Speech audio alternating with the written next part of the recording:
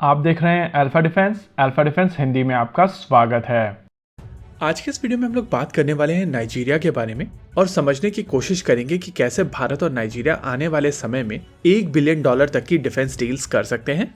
इस बार G20 के दौरान अफ्रीकन यूनियन को G21 का एक परमानेंट मेंबर मान लिया गया है और ये चीज इंडिकेट करती है कि आने वाले समय में अफ्रीका को लेकर सारे देश इंटरेस्टेड होने वाले हैं। और ये चीज नेचुरल है कि जब बहुत सारे देश एक रीजन को लेकर इंटरेस्टेड होते हैं तो जरूरी हो जाता है कि आप अपनी सिक्योरिटी के लिए अपनी आर्म फोर्सेस को ज्यादा मजबूत करें, क्योंकि प्रॉक्सी वॉर्स के चलते आपको नुकसान हो सकता है। देखिए, नाइजीरिया एक डेमोक्रेसी है और अफ्रीका की सबसे बड़ी इकोनॉमी है, लेकिन ना ही उनका डिफेंस बजट अफ्रीका में सबसे ज्यादा है और ना ही उनकी आर्मी सबसे बड़ी आर्मी है। अगर आप नंबर्स के ऊपर नजर डालें तो अभी आपकी स्क्रीन के ऊपर उनकी मिलिट्री स्पेंडिंग का एक स्नैपशॉट दिया गया है और आप इसमें देख सकते हैं कि इसके ऊपर टॉप पर है अल्जीरिया और नंबर 2 पर है नाइजीरिया। अल्जीरिया बेसिकली नाइजीरिया से दुगने पैसे खर्च करता है और इजिप्ट बेसिकली नंबर 4 पर आता है मोरक्को के बाद में। लेकिन अगर मिलिट्री साइज की बात करें तो अफ्रीका की सबसे बड़ी मिलिट्री इजिप्ट के पास में है और मिलिट्री साइज को लेकर नाइजीरिया नंबर 7 पर आता है। देखिए, इस समय अफ्रीका में डायनेमिक्स चेंज हो रही हैं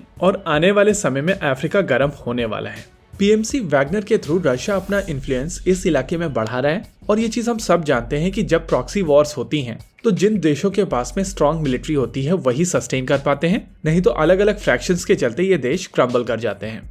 वैसे ही ऑलरेडी पूरे अफ्रीका में एंटी वेस्ट सेंटीमेंट बढ़ता चला जा रहा है और इसी वजह से बहुत सारे देश जब अपने इक्विपमेंट्स खरीद रहे हैं वो इंश्योर कर रहे हैं कि ये वेस्टर्न इक्विपमेंट्स ना हो, या फिर इजिप्ट की तरह चीजों को बहुत ज्यादा डाइवर्सिफाई किया जा रहा है, यानी कि अलग अलग देशों से एक ही तरीके के कई अलग अलग सिस्टम्स अक्वायर किए जा रहे हैं, जैसे कि रफाल और MiG-29।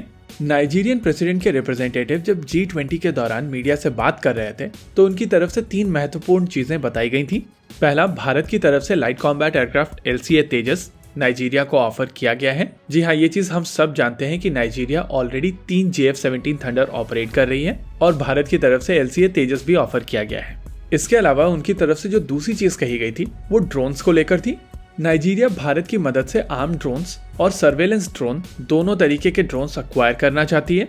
देखिए, जिस तरीके की रिक्वायरमेंट नाइजीरिया की है उस रिक्वायरमेंट को एड्रेस करने के लिए आर्चर एक बहुत अच्छा और कम कीमत वाला ऑप्शन हो सकता है।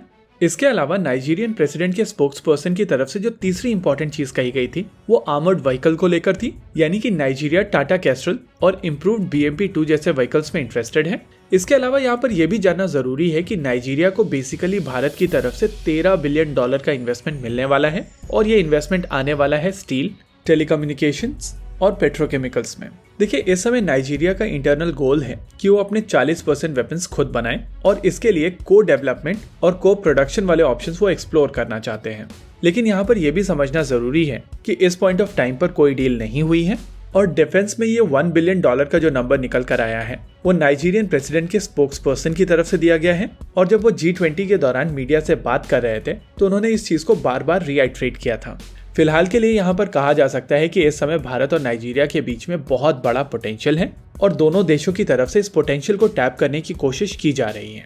लेकिन ऑफिशियली यहाँ पर कोई भी डील साइन नहीं हुई है और अभी तक ये सब बातें केवल डिस्कशन लेवल पर ही हैं। लेकिन जैसा कि हम लोगों ने वीडियो की शुरुआत में कहा था कि आने वाले समय में अफ्रीका में चीजें डिफिकल्ट होने वाली हैं और अगर नाइजीरिया को अपनी इंटीग्रिटी मेंटेन करनी है तो उनको अपनी आर्मी को स्ट्रेंथन करना पड़ेगा और उनकी आर्मी को स्ट्रेंथन करने के लिए उनको ना ही केवल नए वेपन सिस्टम्स अक्वायर करने पड़ेंगे बल्कि कॉम्प्रिहेंसिव सिक्योरिटी स्ट्रेटेजी मेंटेन करनी पड़ेगी। इसी के साथ आज के इस वीडियो में रखते हैं केवल इतना ही। वीडियो को अंत तक देखने के लिए धन्यवाद। देखते रहिए अल्फा डिफेंस। जय हिंद।